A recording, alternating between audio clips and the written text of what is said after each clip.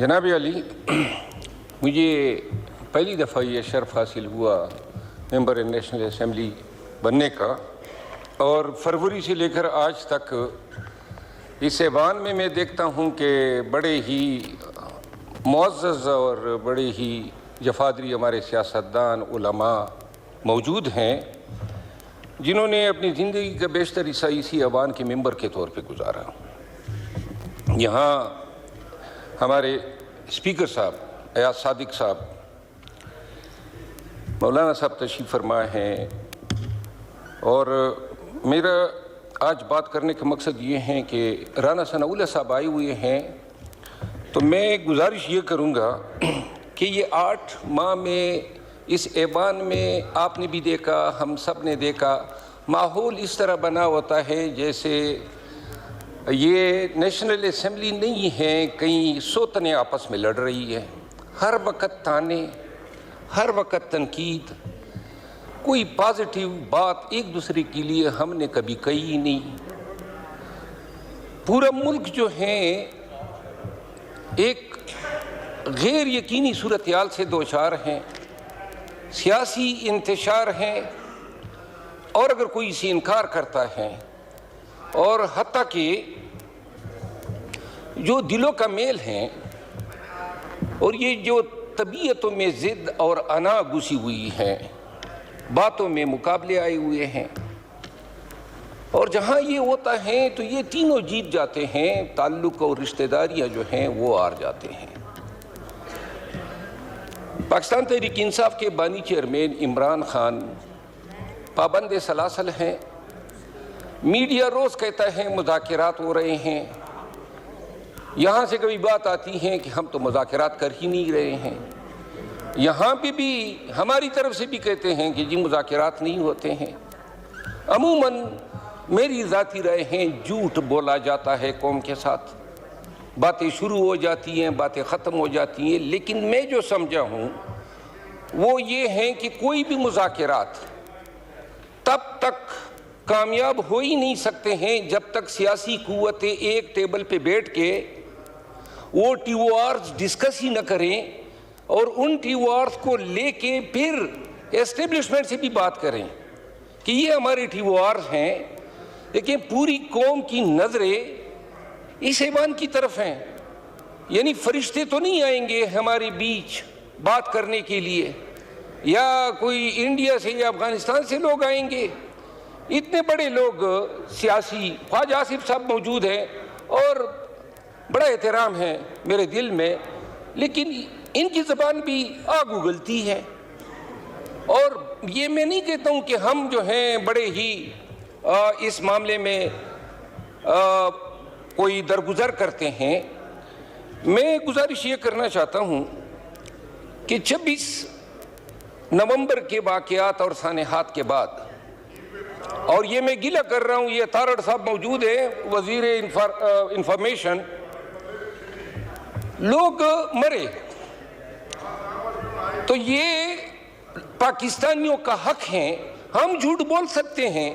لیکن ریاست کے ایک ترجمان کے طور پہ جب آپ بات کریں گے اور اس میں کوئی آمیزش ہوگی، کوئی بھی غلط بیانی ہوتی ہے، آپ سے یہ گلہ ہے، اگر کل کو یہ چیز اصولاً ایڈمٹ ہو جائے، اور اگر 26 نومبر کے واقعات ہو گئے، پاکستانی تھے مرے تھے، تو کیا بگڑ جاتا اگر کشادہ دلی سے کہہ دیتے کہ جی انا للہ و انا الیہ راجعون، اور یہ کہہ دیتے کہ پاکستانی ہیں ان کے لیے دعا کر لیتے ہیں۔ یہ کہاں کا حل ہے کہ آپ کہیں کہ جی ہم ان کے قتل سے انکاری ہے۔ جناب علی، زیادہ وقت نہیں لیتا ہوں، جناب محترم ایاز صادق صاحب موجود نہیں ہیں، ابھی رانا ثناء اللہ صاحب موجود ہیں، کیا ممکن ہے میرے نون کے دوستوں آپ کے لیے، اور محترم پیپل پارٹی کے جو ممبران اسمبلی موجود ہیں، ایم کیو ایم کی بھی، کیا یہ ممکن نہیں ہے کہ ہم اس ایوان کی کوئی کمیٹی بنا دیں، بیٹھ جائیں، کیا غلطیاں ہیں، کیا ہمارے ٹی او آرز ہونے چاہیے، کیا ہماری فکر ہونی چاہیے، اور کیا یہ ہمارا فرض نہیں ہے کہ اس ملک کو اس غیر یقینی صورتحال سے نکالے؟ اگر آج یہ فرض ہم انجام نہیں دیتے ہیں، آج ہم جو ہیں آنکھیں چھپا لیتے ہیں، یہ اسی طرح گزر جائے گا، 1 سال اور گزرے گا، یہ گالم گلوچ، یہ تانے زنی میں، یہ ایک دوسرے کو برا بھلا کہنے میں۔ لیکن ایک چیز، ہم عوام کی عدالت میں اور پھر جب جائیں گے خدا کی عدالت میں، مجرم ضرور ٹھہرائے جائیں گے۔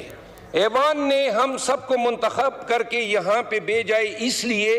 کہ قوم کے مسائل کا ادراک کرو۔ اگر کوئی کہتا ہے کہ راوی چین کی بانسری بجا رہا ہے تو جھوٹ بول رہا ہے۔ سرحدوں پہ ہمارے بہت سارے حلقے، میرا اپنا حلقہ،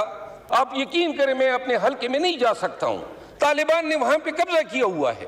اور ہمارے بہت سارے اضلاع میں یہ صورتحال ہے۔ بدامنی ہے، مہنگائی جو ہے وہ بڑھ رہی ہے۔ آج ایک میں no cross talk order house please.